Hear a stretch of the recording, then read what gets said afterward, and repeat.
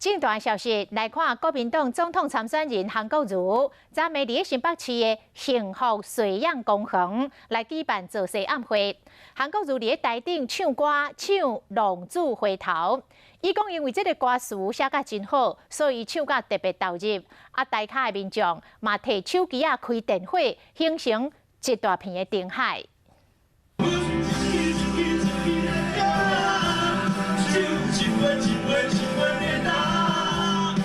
伫台顶认真的演唱，只是歌词的内容好亲像也无够熟。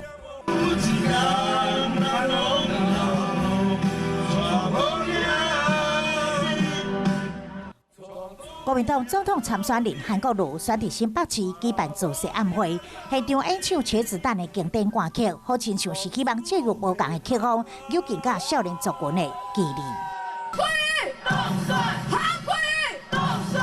现场喊口号，希望大家同心协力，做伙拍赢选战。我们让所有的拿钱的电视名嘴，让所有的特定媒体专心一心一从早到晚24小时黑暗的，让他们变全台湾人、全世界人的笑柄，好不好？好。